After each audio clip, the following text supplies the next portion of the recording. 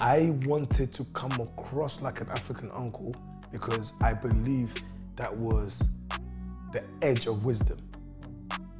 When he's talking to you and you are listening to him, you are thinking, do I laugh or do I learn?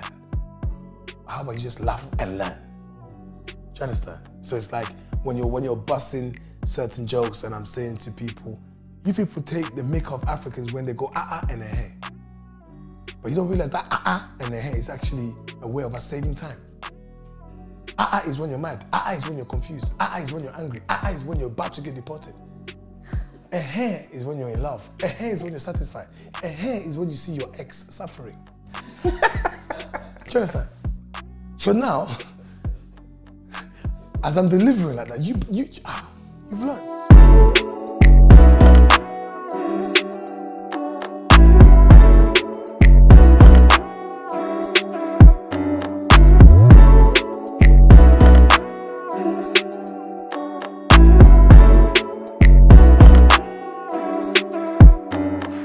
Hello, welcome back to Conversations with myself, Francis Cole. Ladies and gentlemen, we have another exciting show ahead. My next guest is a presenter, actor, multi-award-winning global king of comedy. He was born in the Democratic Republic of Congo and moved to the UK at the age of 8, where he grew up in West London. While studying media technology at Kingston University, he started presenting showcases. With his natural ability to entertain and make the audience laugh, his career as a comedian was born. In 2006, he was awarded the BEC Award for Best Comedy Newcomer. He went on to stage a series of sold-out concerts at a number of venues, including Hackney Empire. And in 2009, he became the first Black British comedian to sell out solo comedy tickets at the O2 Indigo. Following that, in 2010, he performed at the London O2 Arena with a capacity of 13,000 and sold that on. He has features in films such as Another Hood, Shank and Prankster. He's also worked with a lot of UK urban musicians like Tiny Temper, Sway, just to name a few. Please allow me to welcome to the show the man who believes that laughter is the best medicine to life, Eddie Kadi. Oh, me? Bro, I was thinking this guy put the wrong guest. Listening to all that, bro. Thank you for having me. That's man. you. Yeah, no, you lost me, you know. Halfway through, I was like, yeah? It's a lot of work. Listening to you, that's a lot of work. And we had to trim it down. Yeah, no, I feel exhausted. I should be more exhausted. I still have the energy, bro. When did you start? When did I start? Yeah. Stand up. Yeah. Ooh. See, that's an interesting question because I started performing properly at uni, but my first stand-up gig was it was just by sheer coincidence, a mistake. I was performing a funny song. So my own African version of Pow, Lethal Bizzle's Pow, yeah, which I called Pound the Jam. You're barking up the wrong tree. Fufu is on me. Come to mine at 8:30. You won't eat if you come too late. Check the rice. Don't you know it's a special rice? It's also called jollof rice. Yes. Do you understand? So that took you. Yeah, but before I performed that song, so my Coach's Comedy club, and during that time, that was a place to be, right? If you was, if you loved comedy, if you loved being around your people, it's just a vibe. And I had my friend Lecken, part of one of our clique at university called Black Grape, and Lecken would play the guitar. So it was an acoustic set that Coach had seen us perform elsewhere. He said, "Come to my comedy club and do that song. It's funny." Yeah. So Lecken playing like Pow on an acoustic guitar, and I'm now doing this thing. But before I did that, I explained the song. So I took 5 minutes just talking about the song and the reason why I like the song and what it means, what fufu is and pound the jam, and then people are just laughing. And at that moment in time, I'm not realizing I'm doing stand-up. And that became the thing, always explaining the song I'm about to perform, and then it just grew from one thing to another. And that was around 2005, I would say. Did you ever know that would take you to work alongside the likes of Akon helping for a greater cause back home? Nowhere near. I just wanted it to take me to the next day, the next performance. It was a hobby. It felt like a hobby at the time because I'd finished university. I'm an African boy. My parents told my dad I'm a comedian. So you want to be a clown. This is why we brought you here. You know, I could have brought your cousin as my son. And he's good at mathematics. you come here. A clown is for free in Congo. Here, education is for something else. That was my dad. He literally went around the house mocking me. He wants to be a... Do you understand? So that was a difficult thing, bro. So me, I had a job. I worked for a multimedia company. And after that, I helped set up a TV station, an African TV station called Passion TV. So that's what kept my dad at bay. But my side chick was comedy. Yeah. Until I married my side chick. Wow. And now it's your wife. How many kids you got? Oh, my brother, polygamous. I've even got about 5 of those wives. I've got about 5 of those wives. My dad even encouraged me. After he met the Prime Minister, because of the first side chick, he said, Eddie, you can marry another 4. I mean, this is part of our culture. So now he was a fan of being a clown. Oh, no, he loved it. My dad was eating crisps at number 10 Downing Street. Couldn't believe it. But I said, wait, in this London, at number 10 Downing Street, I'm eating crisps. The Prime Minister's right there. He was confused. That moment, he said, this is serious. And I'll tell you one thing. My dad was so not on it. There was just worry. My sister convinced him to come and watch me one day. He just heard I do comedy. He wasn't on it. So he came to watch me perform. There was about 300 people. And you could just see the brother didn't want to be there, bro. And I was killing it. This is early. I was actually hosting a show. So in between, I'm doing my thing. Killing it, bro. And I'm looking at my dad. Just like I'm looking at you right now. All he was doing was nodding. Every time I was laughing, he was looking around nodding. I thought, what is this, bro? This guy's mad. You know, you always figure my own father's a witch, because how are you not laughing at the best jokes? Show's done, I come to that. I said, Dad, did you find the show funny? He said, Eddie, that was the best thing I've ever seen. I said, brother, I said, you're mad. Everyone's laughing. This is a comedy show. You're not. You're not. All you will do is nodding. He said, I was busy counting the money. 20 pounds, 20 pounds, 20 pounds. Eddie, there's 200, 300 people here. Times 20. Oh, we are rich.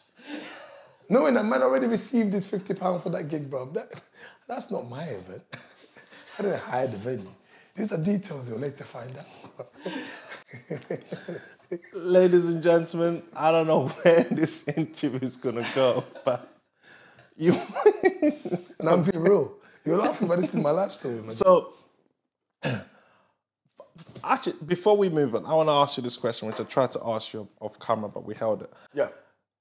Do the current comedians pay homage to you? I say that to say this because now we got Fire in the Booth, Charlie Sloth. Yes. Yeah. Before that, we had Team Westwood. Yes. A lot of people have gone in Fire in the Booth and done amazing comedy, done what they did. You started it off on Team Westwood. And even if you really look at, no disrespect to anyone, I'm not saying you went out there and copied hand by hand or blueprint, but they were inspired by you. Did they acknowledge you? Yeah, you know what? That's a very good question. And as you said, right, so I think everyone's an individual. They've all got their individual creative abilities, and it just depends where you go with it, right? And I always feel that we're all on the same journey. And some people's journey just starts earlier. But you're going to kind of go through the same paths, and then whatever you do in each stop is up to you.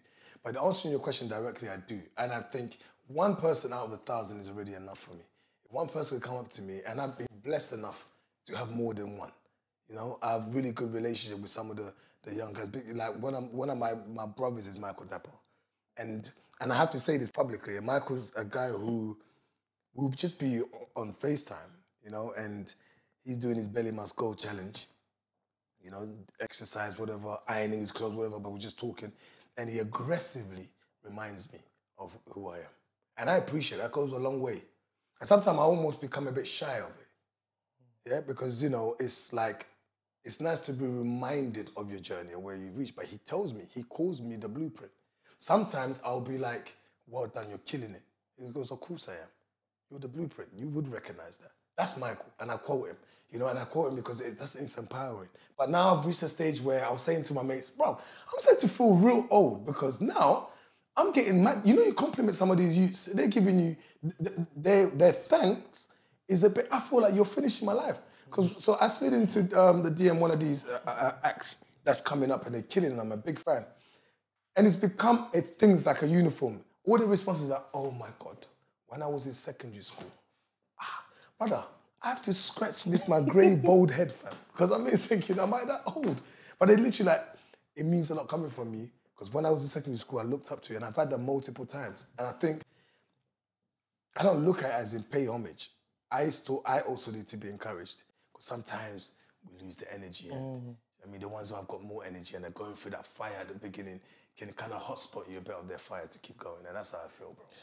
That's interesting. You said you need to be motivated. Yeah, man. What keeps you going? Because I find a lot of people, regardless what we're doing, especially in today's world, it's difficult to generate that momentum, keep going, because you're going to fail. You're going to hit roadblocks, especially you're looking at social media, you're looking at YouTube, for example, you see this person accumulate however many likes, however many comments, and you look at yourself, no one likes me. Yeah. What kept you going? What advice would you give the up-and-coming guys? Just keep going. Purpose. But I'm a firm believer, almost religiously, of gift and purpose. Your gift is what's given to you naturally. That's natural. Like, we all get a gift. When we come into I have this thing I always say, when babies come into the world, they come with a budget, their own personal budget. Depending on how their parents move around, that budget could be utilized, or it will never come out because your parents are useless, so they don't deserve it. Now they have to figure it out, right? But the gift that we also come with is like, there is a purpose you're supposed to fulfill with that gift. You go into a party, there's a party in there, but you need this knife and fork. What do I need a knife and fork for? When you go in there, you realize, boy, I need it. There you go. And the moment you realize that you need a knife and fork, that's the moment. And once you realize what you need it for and what the achievement is, that's the purpose. And that's my motivation. Until I achieve what I was supposed to use those tools for, I will keep going. Because the satisfaction doesn't come from, like you said, failure. I look at it as a lesson learned. The satisfaction for me comes from fulfillment. Am I getting closer and closer to fulfilling my purpose? Wow.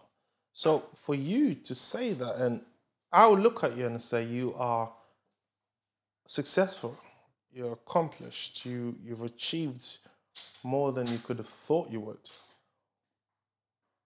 What keeps you going? Yeah, man. I think those achievements come in installments, man. You understand? Yeah. Like, you owe me £100, but every 4 years, £5. I'll celebrate the £5. A big man, you 95. You understand? Yeah. And then when we get to £50, that's like, oh, it's a lot of money. I could do this. But no, hold on. £50 left. So that's the way I look at it. What keeps me going is the fact that, for me, I want people to realize that an African is as useful and as powerful as any other human being on this earth. And I believe in that, so therefore I use myself and empower those around me as a demonstration of that. And I was born in this country, I was born in the DRC. So growing up in this country, I realized that, there's a perception that's not right. That then allows people to treat us in a certain way, or allows people to position the African back home and those in the diaspora in a certain way. And because they lack education, because they lack an understanding of what the culture is and how we're also similar and different in beautiful ways, it is now our job to be able, as the new generation and the generation after, to be able to do that, to change the perception. And I think we can all do that through our different gifts, our different fields that we work in. It's important what you touched on about Africa. And I believe a lot of people don't know Africa. They really believe what they see on TV. Yeah, man. And I guess to some extent, as a community, our parents did that to us. And I'm going to tell you why. I remember when I got to the UK when I was 11. And I remember a few other of my friends who misbehaved. Yeah. Right? Really bad. Yeah. We didn't see them for 2 months. Like, where is it? Yeah, you got sent back to Africa. Deported. Literally. But it was a way for parents or aunties and uncles to go back home, discipline you, and really appreciate life. So I think to a certain extent, our people thought, yeah, oh no, that's really a bad place. Yeah. But it's beautiful. But that's the point. Parents did play a part. As far as they were concerned, you have to understand from the parents' point of view, we often don't talk about that. Their experience and their journey is so different to ours. Our parents escaped, ran away, went to look for a better life. If they could stay home and fulfill their dreams, they would have. But they left a place that was uncomfortable. So when you leave a place that's uncomfortable, straight away, that's a reference point for punishment, for failure, for, that's the gutter. That's how that was their thing. And they're going to a better place. They've been elevated, So some people would call it heaven. Back home, like the Western world, they called it heaven. So they've now come here. So they are now letting you guys know where we've just come from, you lot don't want to go there. But if you play with me, you're going to go back and feel the suffering that I suffered. So straight away, our reference point for the dump, nonsense, somewhere you don't want to be was Africa. And that, they wouldn't have known them, bless them, but that was a very psychological effect on us growing up. Nobody wanted to go to Africa. But for me, fortunately, like you said, you left at 11, right? Yeah. I left at 8. But I've got fond memories of Congo because it's all attached to my grandma, who was just living life. She wasn't trying to escape the country. She lived long enough that she made it her heaven and hell on earth. So it's like me being attached to her and her having a bar and having a little bakery company and having a little farm and going to the Catholic church every Sunday, just sitting in front and eating sugar cane. Or, you know what I mean? Like all those memories is what I have of being in Congo and playing with my cousins. So, and it's stuck with me. So when we left Congo, I didn't understand why I was leaving. I never got it. So I landed in this country with like, why are we really here? Like everyone's back home.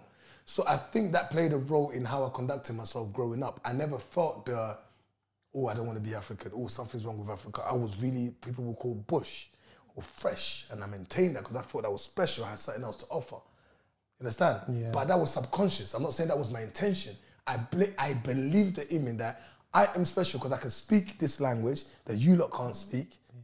I can dance in a way you lot can't dance. I eat a certain type of food that you lot can't. Like, I felt special. And that played a part later on. And I think some people couldn't experience that, especially those who were born here or came in really young, or those who have bad memories of back home. They couldn't have experienced that until they've gone back and experienced Africa at an older age. Oh, the new Africa, because a lot of diasporans are going back now. When you experience that, you get that same feel and joy and attachment that I had as a kid, and we all now start working together or walking together in unison saying, Africa's great, it's amazing. What are you lot talking about? A lot of places in Africa are 10 times better than places here. Oh, 100%. Because I remember for me when I was poor, like super poor, didn't have electricity. I remember I used to live with my gran. My gran, like in the morning, we'll wake up around 5, 6, move everything in a tiny little room. So me and my cousin's room would then be the living room, the kitchen, everything. Bedtime, we'll bring everything. Had to walk for hours to fetch water. And when I say hours, it's not really hours, but we used to mess around. Hardly had any shoes, hardly had any clothes, no electricity. So I was super poor. But do you want to know what the funny thing is? You danced in the rain, man. I did that too. Yeah, but man. I didn't realize I was poor till I got here. Yeah. And when I tell you, I was so happy, like it was just fun. Like after school, my granny used to sell things in the market. We would go to the market, like, your auntie, everyone's your auntie. Your auntie's there, your uncle's there, the kids are playing. You want food to eat, snack, you just go to this store. It was pure fun. Yeah. And when I got here, I'm like, now I got this, now I got comparison. That. But I'm stressed. Comparison. Sometimes we take too much, bro. And like, it's crazy because when I do go home and I see some kids on the streets playing and they might not even have a decent pair of shoes, or some of them might even be trying to run to ask you for money, I don't feel sorry for them. No. Because I look at them now and I think, raw, if you lot understand how blessed you are, you're full of life. Life is all we have, bro. You're full of, everything else around you is not your fault. But there's an opportunity for you to become something special, even though it may not be deemed as special in someone else's eyes. You know, you might not be able to be the first guy in your family to fly off to space, but just survival and experiencing life and then bringing new life. You fulfilled your purpose, right? So like for me, like you're saying, you didn't even realize you was poor. Like back home in Congo, bro, like electricity cutting off was the national anthem. Do you understand? Like once a day we must dance. If you didn't cut, something is wrong. What's the catch? If you have not cut electricity, what are you cutting? You understand what I'm saying to you? It's standard. I used to have a thing I would say on stage. I would be like, a lot of people always complain about in this country, they're always moving so fast. The train is never on time. The bus is never on time. Everyone's always complaining. I said, in my country, the only thing that was on time is the bullet. You understand? And it's like, you have to appreciate the position you're in. Because the things that you want will be deemed so unimportant when life is the only thing that matters, cuz. Yeah. Yeah? And that's the thing about what being African is to me, is providing the world with life. That's what we do. It's just that they'll see a dance move, they'll go, ooh, this dance. They take it away. They do their own food, put some pepper in it, throw it on the billboard. They'll see some nice type of cuisine. Ooh, take it away. They'll see a song, someone with a beautiful voice, some beautiful architecture, someone's painting. It always gets exported and turned into something else and people are not getting credit. But see, times have changed, Francis, man, because now we have the media in our hands. We are the media. We don't need to rely on the big platforms to show us what the continent is about. We are the platforms. Like, I'm working on a documentary right now on my country in Congo. Personal, me and my boys. And it's like, I want people to see Africa and to see the continent through the eyes of diasporans, going back through how I enjoy it. Because I go back to Congo now, my parents will be like, oh, when you go to Congo, how come you enjoy it more than us? My parents will be like, what's this? What's this about? That's your country, you don't even know. Because I go there as a tourist, but I also go there as someone who appreciates the land in general. You know, these are the things that we need to be able to show through our eyes so we change the narrative. Because we can be moaning forever, bro. There's no point of moaning and moaning. Let's be the change. It's true, because talking about that, touching on that a little bit more, I had Justin came here a few weeks ago of United Borders.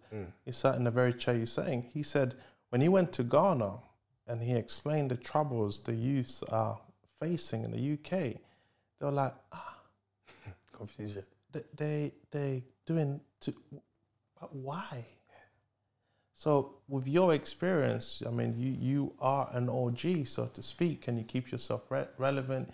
You're in the game. You're actually doing a lot of work from back home. You've practically traveled the whole of Africa and Europe and America.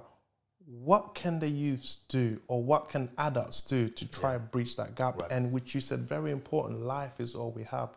How can they enjoy life? What must be done? You can't go to a youth right now and tell him tomorrow you must change. Even if he said, yeah, I do want to change. No, how can he? Like, a habit is a habit. If you practice something long enough, good or bad, it becomes a big part of your DNA. So how do you change that? You go back a step. You go back a step. But we can't. What's one, for me, what is better or the next best thing? Because you are not Marty McFly. Yeah? There's no Back to the Future whip, fam. So what's the next best thing? The next best thing is building forward.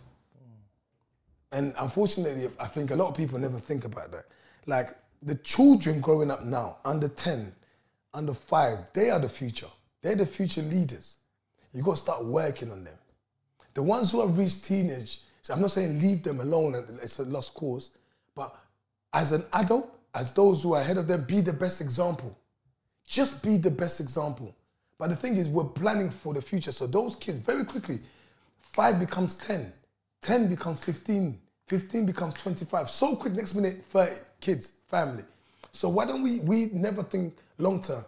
A great guy by the name of Akala, Dr. Akala, Amazing guy. Amazing. He asked me a question one time, and this was during, you know, there was the BLM march was happening and stuff, and people, you know, there was the whole thing of, are you gonna go march? Are you not gonna go march?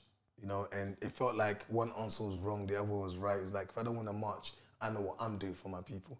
If I am gonna march, I also know what I'm doing for my people. And everyone's got different callings, right? But I had a conversation with him. He said to me, Ed, because I was like that on that. I was like, bro, what are we gonna do with these kids, man? The frustration. And he said, how many black families do you know that have got mission statements? Baffled me. I said, mission, as in, if they have a business like a baker's, they want to sell fruits, or they want to sell. He said, no.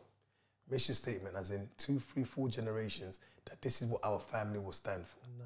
This is what our principles. I said, I don't live it. He goes, but you know, other cultures, they have that. There's a book that's written on that, and they abide by it. And this is how you build, because it's not about us.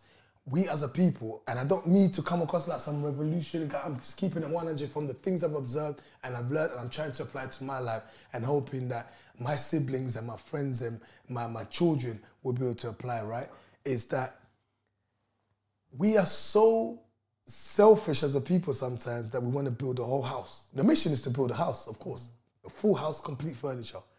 But you should be satisfied in just being the bricklayer. You don't have to hold a key at the end and open the door. You can't do that in the whole generation, bro. Play your part. Play your part.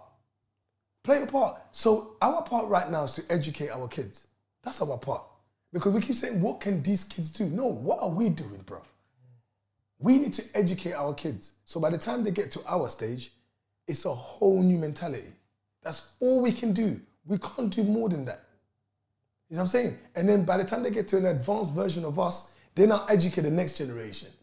Unfortunately, we will be deep down under by the time that happens. But it's all right. Man was a bricklayer. You get a little, your name was some brick somewhere in Housden. Just be happy now. But everyone wants to have that monument. Don't work like that, because that's not how group economy works. Wow, that is, wow. So after that conversation you had, what is the first step to getting your mission statement? For me, the first step is conversations with, I have a daughter. My daughter's she's going to be 4 this year. Beautiful. 4 this year, yeah? And I always look at her and I think, right, what are you good at? She loves puzzles. Yeah. You are free. What's your own with puzzles? What kind of witchcraft is this? We go to the shop, there's sweets, there's all types of things. She sees puzzles. Oh, she wants puzzles. And she don't want no small. She started with Peppa Pig. I thought, that's the baby. Now she's mad. You understand? She's trying to put it together. But I'm watching and thinking, oh. But she wants to make sure I'm there. She wants me to contribute. Find the ones I can't find. Help me get it together. Once I start getting the pattern, I put it to her. I thought, oh, that's a great relationship right there. Like, if she's got that gift, she's showing that gift of logistics, being able to piece things together, understanding that one thing is no more important than another. If one piece is missing, the whole thing is irrelevant. That's a way of capitalizing, thinking, right, then you know what? You got some cousins. You and cousins need to know each other a lot more. You need to understand that there's love. Love is everything. There's love in the family. Your grandma, like family. Like the very beginning. When you get to a stage where like you can speak to your youngest, even my siblings who are younger than me, you stay in touch. Family group chat is a start sometimes. Just keeping an eye. When you see that after about, 2 weeks, someone's not really contributing to the group chat, what's going on in your life? I'm telling you, bro, I'm telling you. We had a family group chat where my parents would be getting at it. We locked them out. We opened the siblings one because we said, you lot, clearly.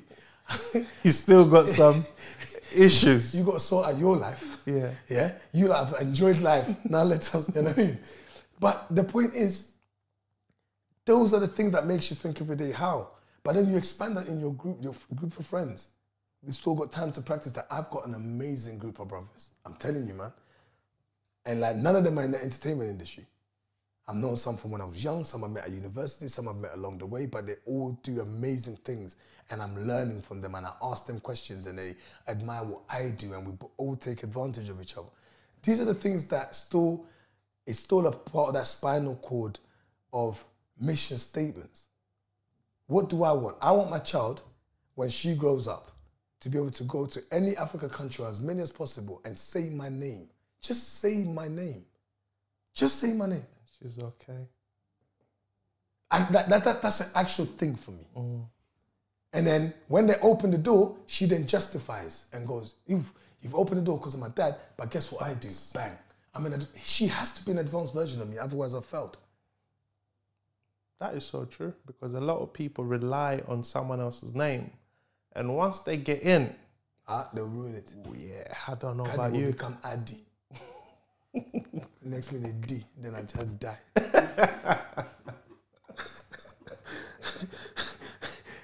Oh, tell her, bro. They open the door, but once they open the door, I beg you, justify. Justify. I told them you're coming. That's important, because we've been in situations where you've given, yep, I know someone, yep, he will look up, don't worry. And then I get a call like, yeah, bro, please don't send me anyone else. Yeah, man. You know, and then I phone like, what happened? Everything was patterned, what happened? Oh, you know what, my alarm clock didn't go off, then the bus, then... But I also think closeness allows you to understand that they've got a weakness when it comes to waking up. So you should be outside their door, taking them, putting them in the car. Recognize their weakness. Then I might as well do it for them, you know what I mean? Well, most of the times we do, bro. We've seen it. We do. Bill Gates, a rich man. He's someone's child. Yeah. He's someone's child. That's powerful. He's following footsteps, bro. This is not by coincidence. He's following footsteps. There's so many people that we look at, you know, and I think we are such a... we're such a vast continent as a people. You know, Africa doesn't just exist within those borders of that shape on the continents beyond, in Brazil, in the Caribbean, in Australia, and in Asia. We're everywhere, bro. Everywhere. Do you know what I mean? The diasporans are the ones that are holding the fort in terms of actually continuing the story. That's why I love comedy so much. And we're going back. We have to. Comedy allows you to express yourself. Absolutely. And comedy has opened so many doors for you. And the reason why I appreciate you and fellow comedian, because we need laughter. Yeah, man. And some of us don't even realize how much we need laughter until we actually get it. Saying that, all the doors been open for you. Everything you've done, obviously, you worked hard for them. We're not saying it just came for you due to your talent. Very talented man. Do you have any regrets? Ooh. I do replay things in my head and go, what if I stuck on that a little bit more? What if I did try that? But then I smile, bro, because if I did, I wouldn't be where I am today. Do you know what I mean? Like sometimes I think, I go, oh, actually, what if I did? Then I wouldn't be here. I wouldn't say regrets. I just, things that I've collected, I think that will be able to be a story for someone else to be better. Like I remember Richard Blackwood would talk to me and be like, you know, this is what's going on in my life right now at this age, blah, blah, blah. And I'm learning, I'm listening to it and thinking, okay, I don't want to be in that position, or I want to be in that position because of this. Speaking to people like Angela Ma, and they, you know, you can see how they're moving, and Angie being able to set up her own production and be able to take it straight to the audience. You're thinking, ooh, I like that. I want to be able to do that when I get to this stage and be able to expand from that. And it's like, sometimes your regrets are supposed to be like that for someone else to avoid certain things. So they're not regrets, man. They're tools. So basically we just keep smiling. We keep it moving. Oh, that's me all the way. And everything happens for a reason to keep it moving. Some people say that's cheesy. Some people say that's typical Eddie. That is typical Eddie. No, that is me. That's how I live. Wow. Keep it moving. Bro, I'm in the UK, I left at the age of 8, Congo, pretty much free education. People say, but it's not free, student loan. Trust me, it's free, because you don't understand what compared it is. to. Oh, my brother. Comparison is key, because you don't know something is beautiful to experience something that's bad. We have the best of both. We can look on that side and go, oh, okay, yeah, you know what? Thank you. Thank you, I appreciate it. Yeah. You understand? So my thing is, because we have that information, it's like you've already won. You've already won. You've been given an opportunity to see the world. My granddad never saw outside of Congo. Wow. My grandma never saw outside of Congo. Got many cousins and uncles who have never seen outside of Congo. They don't even understand how the world looks at them. They don't even understand the value that they possess. They don't even understand how rich the continent or the country they're in surrounds. Some of them, they've never been outside the city. So I get to be outside the continent and then other continents. Come on, man. And then be able to go back to my continent and see other countries within that continent, see how we interact. Then I understand my value. Come on, bro. We're already winning, man. I love the way you put it, as they didn't understand the value they had. Yeah. Most people would say you don't understand what the outside world can Oh, bring to you. no, I don't fall for that trick. I love the way you put it. Oh, no. I'll tell you something. Someone said to me the other day, I saw one girl, I said, I love your nose. Because, you know, you have to drop bars in life. Don't take that one, no. That's for me. So I love your nails. Nose. Oh, you're not just the nose? Oh, not the nails. That one's, keep that. Nose. You have to be a nosy bugger in this world. You have to be nosy. Francis, you have to be nosy. So listen to me. Yeah. That wasn't to make you laugh. I'm giving to a story. I said, I love your nose. Your nose. And she said, oh, why? I said, it's just nice, the shape. And she goes, oh, this is a black girl. She goes, oh, really? My European nose? I said, that's not a European nose. So she goes, you know, it's all pretty. I said, how can it be a European nose when everyone originated from Africa? Whatever features everybody else have, we gave it to them. So how can it be? No. We give it to them and they go remixed. It belongs to us. You're the original, fam. It's very important to understand that. I don't let them things slide, bro. You can't let them things slide because it's not me being against any other race. I think we are all equal on this earth. But I also understand my value and my culture, what I bring to the table. I think it's important. My personal opinion, I think black people, not everyone, for the most part, we're probably the only race we feel some type of resentment to looking after our own. Yeah. Every other race does it, and there's nothing wrong with that. You can support your own. Just because you support your own, it does not mean you have a problem with the others. Francis, we did support our own for a very long time. Yeah. You get me? And we built great things. We invented great things, mathematics. That's what I'm saying to you. We invented amazing things till now the world is still enjoying it. There was a moment where the team got split. And I'm not saying that was the only thing that caused it. But there was a moment it was quite significant. The team got split. And then it became harder for us to communicate. Because if you think about it, we are the people that are all around the world, but we don't understand that home is where the heart is. You can come up with different stories and say to me, I'm from the Caribbean, but I can't be African because, and I'm not saying not all Caribbeans say this, but someone say I can't be African because some of us were actually, our great-great-great-great-grandparents, you know, they were from the Caribbean. Black people were already there. You know. You can say, that's fine. But our base, the army base, is on the continent. The more we empower that, the more we look fantastic. The more people respect us. Do you understand what I'm saying to you? Like, when we look at our South Asian community, they have a bit, like, you talk to them, you have, how's India doing? India's doing well. Yeah, you leave the man there. You look at the brother that you might be going through Leicester Square and look in the corner and see Chinatown and try and, but then you go, China's killing at the moment, you know. We can't even touch the man there. You know what I'm saying to you? Now, with us, it's almost like, Africa. And that's the thing. And we have powerful people on the continent, successful, billionaires, inventors, the most amazing people, but as a collective, because the thing is, you could be a multi-billionaire, bro. You can have all the money in the world. As long as your brother, doesn't have a piece of it, you are poor, fam. You are useless. They will never remember you. What did you do? How did you empower your people? What changes did you make? I could be as talented as I want to be. I can hold the mic all day long, do dance zonto, make people laugh. Then what, bruv? What am I doing with the microphone when the spotlight's on me? What am I doing once I catch people laughing? Once I've got people's attention? Once the door has opened? Because my people are only as powerful as I am. Get me? Wow. So going back to you holding that mic, do you I know you might think it's a silly question. Do you realize how important and powerful you are for what you do? Yeah. Yeah. If you asked me this question maybe 10 years ago, I'd be like, I enjoy it.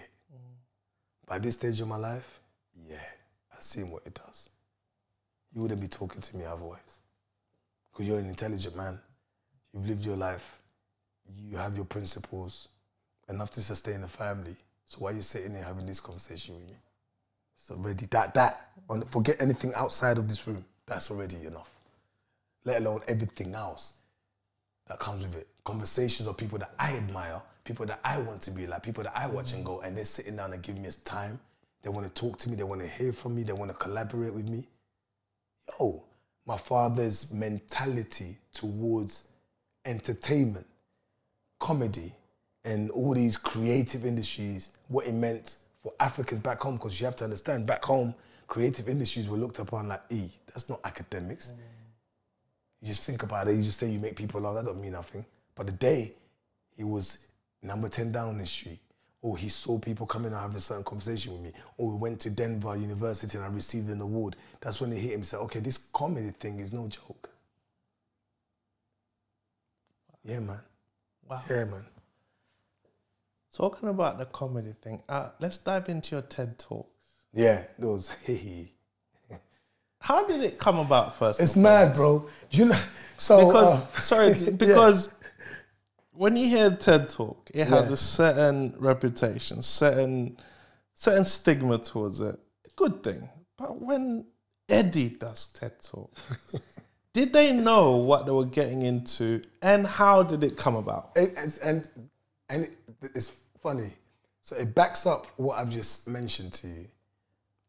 That comedy for me has opened doors and allowed me to sit in rooms with people that I admire. I want to know their stories, like how they have an impact on the world. And it just so happens TEDx Houston, specifically that I've been a part of for the last 5 years, focuses on new innovative ideas for Africa.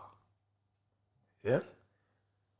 They called me to come and do a talk because they seen the impact that I've had with my gift, and they wanted to know how I use my gift.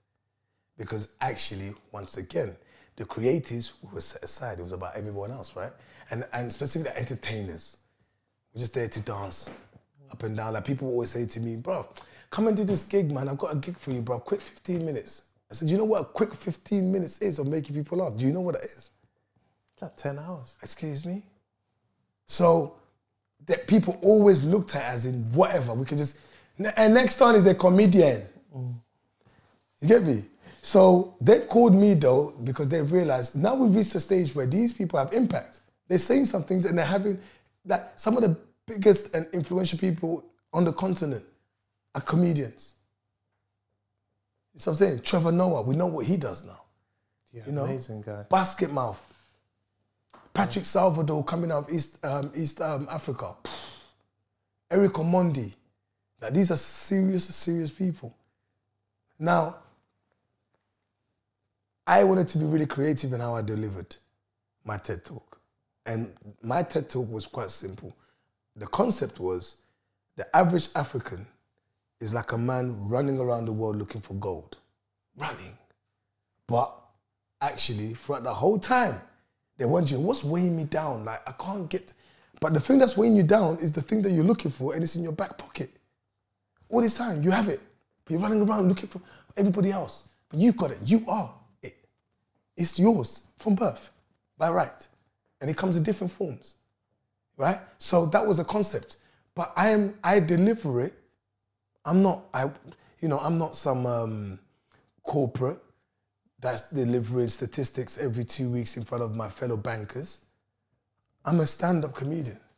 I'm a happy guy. I'm a proud African. So I delivered it in my way. And it went down the tray. Then after that, I was then asked to host it every year because the TED Talks were very much, and next is, boom. So they wanted to now modernize it, give it a vibe. You know why? Because all those people that come on that stage, bro, and talk about all these great things, have a great sense of humor. They're human beings, but they go home and they bust jokes like everyone else. Do you know what I mean? And that's how I got into doing, I think, 4 years of hosting TEDx Houston. Like, I came across probably 60 great speakers from the continent, just with mad ideas. And that's one of the proudest achievements of my career. No, it was like, whoa. Yeah, man. I was being educated with a smile on my face. And that's not even realize I'm getting I feel you. Best way. And that is genius. Best way. Genius. My guy. Let's lead into, how do you come up with your materials? So you asked me something offline, yeah? And you said, what did you say? No, not offline. Off camera. No, offline. No, because listen. No, if you don't have Wi-Fi, you're not connected. You are offline. Were we connected? Were we connected, Francis? No, we wasn't. We were offline. Why am I doing this to myself? Because we didn't have public. Nobody was watching us. Our followers was not involved. We were offline. Francis, in front of the world, you want to test me on my knowledge of 21st century. You stopped a whole massive question. That's probably one of the best questions. To do that. Now I see the thing. No, I was testing to see how you're going to come up with this knowledge. Don't worry. I will pass the test. No, you've already passed. It's okay. We're flying colours. So, you asked me a question offline. Yes. Capital letters, exclamation mark. dot. Upside down eye. You understand?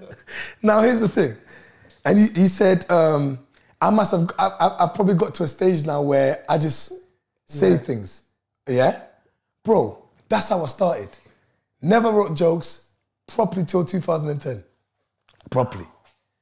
Before that, bro. You never wrote jokes till 2010. I just used to do like bullet points.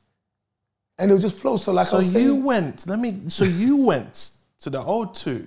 Yeah. That was the first time I had a set structured. So prior to that. My Indigo 2 shows, I had just ideas. Because you're writing a set, a word to when you practice it over and over and over and over. Yeah. I just have things to say. I had so much to say.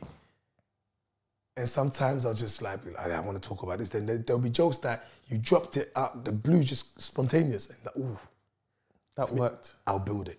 That was my strategy. Then Angie Lamar, was the first person who was like, you need to structure proper your stuff. Did you notice the difference once the structure came in? Especially even after the O2. I think my best sets came after because there was a structure. Angie taught me how to do a good 5 minutes, 10 minutes, 15. Don't rinse your jokes. Don't waste your jokes. Hold the laughter. Drop a line, watch them laugh. Let them enjoy it. Don't be so fast. Pace it. Instead of you saying, my brother, say my bro, that will make a difference. Instead of you saying hi, say hi. Like all those things, like reveal jokes, hold it till last minute, then drop the punchline. Like all those things I learned from Angela Ma. We would sit down and I went from 30% to like 80% reaction. Same joke. Just structure. Planning. Cut that line out. You don't need to say that part there. Get straight to that part. Walk it, show it, demonstrate it. Don't just show me how your brother walked when he said that thing. Because your energy on stage is different. It's super different. Just going back to that, would you advise the up-and-coming comedian or whatever entertainers to start off how you started off, get that experience, or would you ask them from the get-go, let's have structure? Be yourself, man. Learn the art. If you want to learn the art of comedy, there is an art to it. Learn it. Dave Chappelle's doing comedy from the age of 14. He learned himself, his style. And there's a lot of people that want to do his style. But that's from the age of 14, bruv. Do you know what I mean? It's like, be yourself. I always say with the up-and-coming comedians or someone that's getting into comedy, it's like, be truthful to yourself. If you have a story to tell, tell it. Some of the best comedians have turned misery into absolute laughter. And that in itself is healing. There's people in the audience who have gone through a divorce and have never healed from it. A joke about being divorced that you've experienced could change their life. Fam. Real talk. There's people who have a certain outlook of Africa. And a joke about Africa and the perception of Africa can change, can make some people go, oh, that's so true. Maybe we should go and see. Oh, I didn't know that. Oh, that makes sense. Oh, as a Caribbean, we are similar. Now I get it. So my thing is, be true to yourself. You don't always have to be a character. I wanted to come across like an African uncle because I believe that was the edge of wisdom. When he's talking to you and you are listening to him, you are thinking, do I laugh or do I learn? How about you just laugh and learn? Do you understand? So it's like when you're busting certain jokes and I'm saying to people, you people take the make of Africans when they go and eh. But you don't realize that and eh is actually a way of us saving time. Is when you're mad. Is when you're confused. Is when you're angry. Is when you're about to get deported. Is when you're in love. Is when you're satisfied. Is when you see your ex suffering. Do you understand? So now, as I'm delivering like that, you've learned. But I'm telling you, almost like it's punishment. You're in class, fam. Wow. So, but that's me. So then it got to a stage where people will see me and think, bro, you don't put, your accent isn't. I'm like, yeah, I put it on, but also I've maintained the authentic African accent in me. You always hear it because I admired having conversation with my Nigerians and my Ghanaians and my Kenyans, and when I'm talking to them, I put on the accent and I just became, so when I'm in Nigeria and little pigeon comes through, what's in there happen? Oh, hey, it feels nice, you understand? It's those things that makes it fun. So when I go to the continent and I'm amongst some of the best comedians on there, I sit as a Congolese, not a British comedian. They put the Congo flag next to mine because they're like, this guy's authentic. They're not saying this British boy. You know what I mean? That's the vibe. When did you incorporate your dance moves? Oh no, what do you mean? What do you mean, Francis? No. I didn't incorporate my dance move. It was from the it is me. I'm Congolese. We love it. Papa Wemba. Come on, Kofi Olomide. Kana bongo mana wilo longumba. Fali Pupa. Inos B. These are, listen, you see in Congo, you are not sleeping. I know. You think you are dreaming. No. That music at 4 in the morning, at 5 in the morning, no, it's really next door. No one, I don't care which part of Africa you're from, no one dances better than Congolese. Listen, this is how I describe a Congolese man. A Congolese man, if you look, that's the cloud, the sky, and it's raining. A Congolese man is there. The rain hits straight away. You people are here, waiting 5 minutes later for your own plants to grow. That's the difference between a Congolese. So the beat hits us whilst you people are watching. Waiting for your turn and you're doing double dutch. Yeah, you just in. That's what we are, brother. We are underneath the first installment of the rain. What do you want me to do? I shouldn't react as a plant. You're mad. That's why we have the rainforest. First installment of the rain. Bro, we have the second largest rainforest in the world, my guy. There's a reason. Our plants got the rain first. This is not a rumor I'm spreading, bro. Do you understand? We've got the deepest river in the world, River Congo. Deep. Yeah. Don't even try and make love to it. You will fall in love and never come back out. I was going to say you would drown. No, let's stick to the theme. You will fall in love and never come back out. That one they'll say, yeah, that one fell in love. We lost him, mate. Flipping lost him. Remortgaged his house. For her, he fell deep in love. Deepest river. So my point is that our people, I believe, were in the center for a reason. But we're also bordered by 9 countries. Which it is the center. Thank you very much. Yeah. Now, when you're bordered by 9 countries, imagine an octopus. Oh. Everybody wants a piece of you. Yeah. Hey, that's, oh, guys, come on. Oh. When you move your hand, You can't, everybody, whenever that stops someone else, that's what my country is. And that's why we have so much, there's a lot of situations back there. You understand? Uranium, gold, rubber, everything. We have it all. And for years, in the 50s, when the motor industry started, rubber was the thing. You know, even earlier than that, rubber became the thing. And we were taken advantage of. But they also realized there's so many other things in that country. Bombs that were dropping around the world, Hiroshima, Japan, that actual uranium, Congo. We're filming right now, the cameras are watching it, we've got a TV screen, laptop, we've both got mobile phones. There's a material called coltan. 2/3 of that comes from Congo. Without that, so you understand, when your house is full of goodies, oh, the fees come out at night and day. Wow. Why? This is a strange question. You're so humble. You're so welcoming. You're just such a beautiful person. Thank you, bro. How do you keep that always? I mean, you've been, as you said, you've been amongst the highest or intelligent, beautiful human being on planet. How do you then, because a lot of people suffer from this, they get somewhere and then, no, I'm better than you. How do you keep yourself such a beautiful citizen to humanity without looking down on others? I love life, man. I swear, Francis. Like, see me, yeah? All right, so this is the best way I can explain it.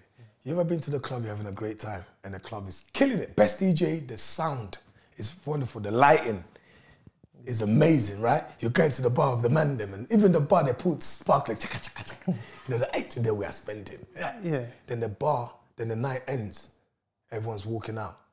And you just so happen to live around the corner. Maybe you're going to work. The next day, you walk past that same nightclub. During the day, you look inside. What does it look like? Absolute trash. Yeah. And that's exactly what this entertainment industry is. It's just a mic and lighting, bro. Once that's done, life really is still going on.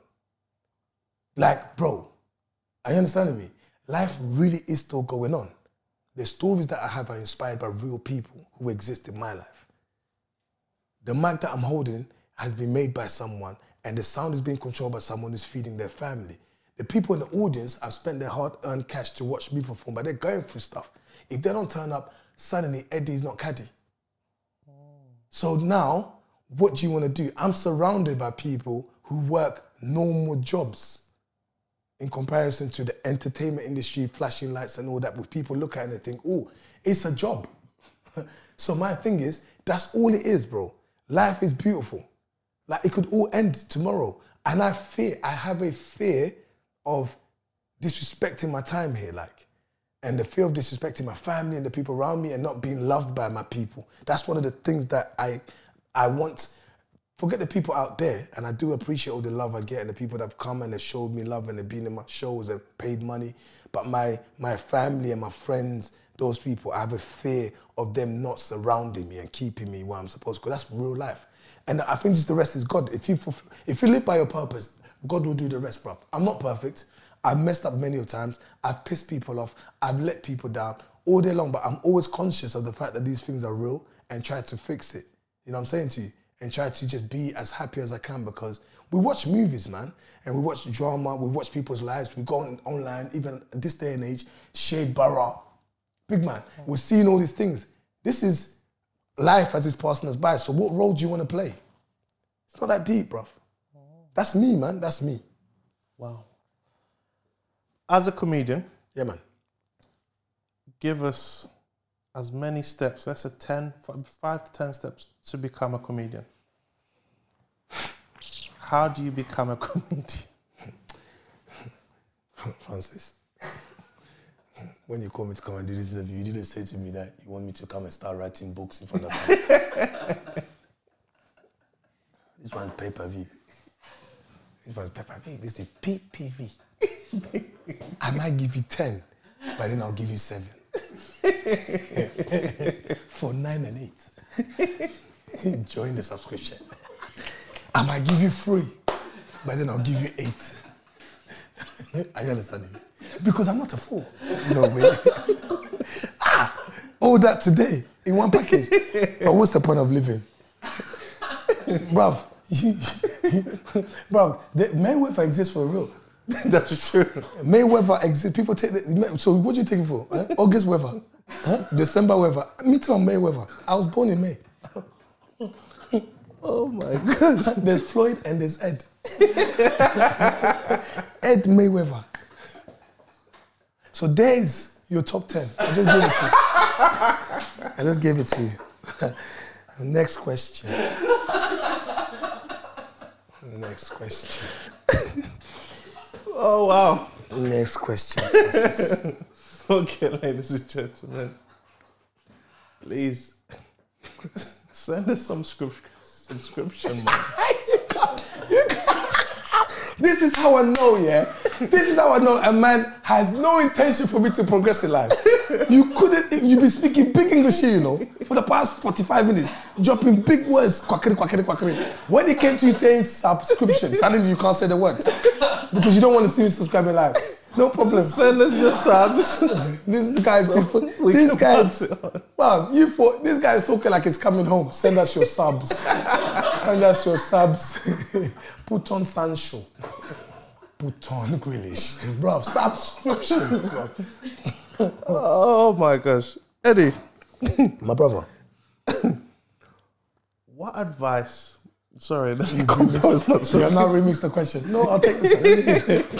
Yeah, I'll take this one. I have to come at you differently. I have to. Talk to me, my bro. What advice would you give anyone out there who's having a hard time at the moment? Because you love life and you enjoy life. Yeah.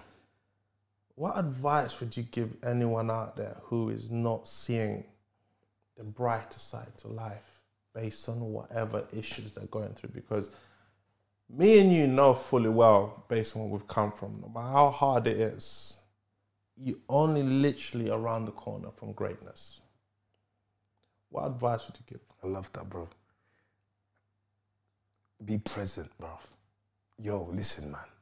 Do you know what? It's funny, because even thinking about it now, I'm like, that's what it is. I might have not articulated it this way if you had asked me at another time. But as I'm answering, I'm seeing it, how I've dealt with certain things, the lowest points. I've come to understand that.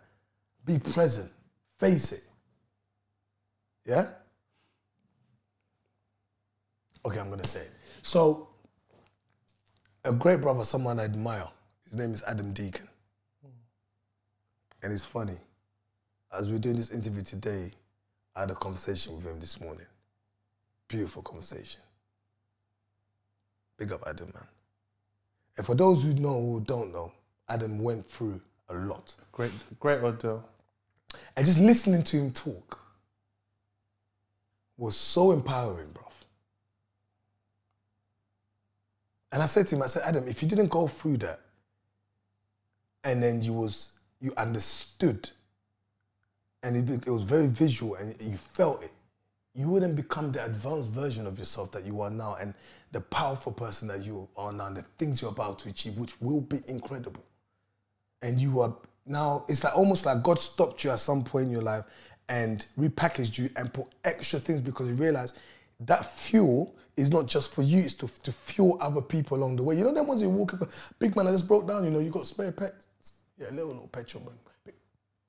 That's the person he's become, I believe, in my heart. And I believe being present is a thing. Understanding that this is what I'm going through, and it's easy to say it, I'm speaking in hindsight, but hindsight is someone else's best friend, big man. Hindsight doesn't help the individual that it concerns, does it? You go, but actually the person that's listening is like, oh, maybe this might help me if I ever cross that road. But it's like, I'm going through this, I will get through this. I'm going to face it, and I'm going to cry. And I've cried many a nights, my bro. I've had moments where I've just looked in the mirror, I'm just crying. But I'm like, I'm a bad man. This is painful right now. I don't like the way I feel. To the point where now, because I'm talking to myself and I'm present, I'm able to talk to my friends. Some people can't do that. I appreciate that. It's not for everybody. But I'm able to go, sis, this is how I feel right now. My boys, this is how I'm feeling right now. You know? But one thing's for sure, regardless of all that, on the other side is the win. On the other side is the win, because this life, no one has more rights to it more than another person. Your journey is just a bit different to mine, but on the other side is where we're supposed to be. God didn't put us here by accident, I believe, personally. That's why I have conversations with God. I can muck about for 2 months, 3 months, not speak to him. But the way I was brought up and the things I found out personally about God is that he's always there. He's your most consistent friend. Even if you turn your back to him, you weren't there when he called you. When you do turn him, you're like, what's going on, big man? It helps if you acknowledge and go, sorry, you know, I've been moving mad, been a little busy, you know, doing the human thing. You made me, your fault. But I'm here now, innit? What are you saying? And that's a conversation. Some people, it feels like they're having that conversation with themselves. If that is how you feel and that helps, then so be it. But be present, bro. No matter what it is, yeah? Like, I hate saying it could be worse, because that doesn't help anyone that's going through something. Because at that moment, it is worse. Yeah. You get me? But what I'm saying is be present, feel it. Go, this is my journey, own it. But just know you're going to win. And it's going to be painful. But you'll be sitting there, you have a British passport. At the end of it. How do you always manage to I guess that's one of the beauty of what you do. You finish it off with a laughter and smile. Yeah, man. Let's finish with this. Talk to me. Very powerful, what you said, by the way. I believe being present is, we don't understand. I say this because we wake up in the morning planning for tomorrow, planning for next week, planning for next month. We want that perfect day. And when that perfect day comes, we're still planning for tomorrow. So we're actually not enjoying. And the beautiful thing is, tomorrow is not promised. Oh. So I think it's very powerful. You said, be present, enjoy today. I always look at this on the shuttle, on a bus, on what elevator, whatever it is to heaven. I believe I'm going to heaven. On my way there, I don't want to sit on a bus or whatever is next to the person. Yeah, I was planning how to do this. I want to say I had fun. I just enjoyed it. Be grateful. And this is what we do here. A lot of people think I'm crazy. Yeah, that's good though. That's good. I believe when people think you're crazy, you're stepping in the right direction because you're not following the norm. That's good. Because we've been trained to go a certain way. That can't be God's way. So if you're doing something different, they go, you're crazy. I was called, I'm not sure if the word crazy was used, but there was this African boy, bro. This guy, you know, there was something, I can see it, the freshie. And I always say, I am fresh. I'm so fresh, I will never expire. You will always find me on the top shelf, next to the freezer, my brother. Eddie. Yes, my G. How do you stay relevant? Oh! How do you stay relevant? That's. Is that another one that we need to pay a subscription for? No, I'll give you that one. Because you know, buy one, get one free. So, so let me give you the free before you buy. Okay. Yeah. First of all, me personally, I don't drink. Okay. Me, I don't smoke. Because I know these young kids are trying to challenge my position. So I need to be staying looking like them. My skin always has to look like it was made yesterday. Yeah, that's the first thing. So fresh. Oh, clean. Fresh is so clean. Fresh is so clean. Hey, look at your haircut. Look at your haircut. That's the way to go. If I had hair, you have inspired me to go Turkey. I don't on the red zone. I don't on the red zone because I'll put on my red suit. I don't give a damn. Look at your haircut. Your haircut looks like You know the A406? Eddie. I said, hold on. Oh, Francis. You said, why are you coming up? You're asking me how do I... You asked me the question, I haven't left the question. I know the A406, yes. You know the A406? It has 2 lanes. Yeah. There's a both side on one going that way, one going that way. Yeah. So you either go towards North, yes, Finchley, or you go Holloway. Holloway. Yeah. But sometimes when you get to like where you can go to Golden Square, yeah. Oh, how did you know I was reaching that point? So you have the one that says A1, then there's A406. You have to continue. Then you have the A1. Then there's You are the A1 and the A406. They are so symmetrical. Hey, there's no exit. Is that a good? Is that a good thing, first, bro? That's a good haircut. Ernest, thank you. His name is Ernest. Yeah, that's a very good haircut. So my point is, first of all, maintain your youthfulness. Stay relevant. Never lose your youthfulness in terms of your spirit, physically. Every now and then I put on a belly, but I try to use it. I'm jogging. I have to stay energetic because the same Eddie they fell in love with, they must continue to fall in love with the same Eddie now, but an advanced version. Knows more, wants to talk about more skill sets. Yeah, but it's that for me is don't lose the child in you. Do not, whatever you do, brother. And I've heard this said so many times, and every time I hear, I'm like, this is so right because I get it. I didn't even think I was doing that, but naturally, organically, I am. Don't lose the child in you. The fun you wanted to have, the things that you adore, the things that you wanted to talk about, those are the things that should still maintain you, your principles. They don't change, you just have got more variety of how you express them.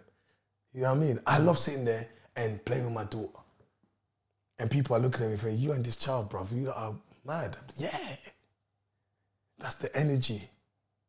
And know what you want. And it's hard to know what you want sometimes because it just feels like you want everything, especially nowadays. Social media makes you want to be a makeup artist today, a motivational speaker tomorrow. Next minute, you're in Love Island. Yeah? I'm telling you, you're in Love Island motivating. Then now you're out of Love Island, now you want to be selling toothbrush.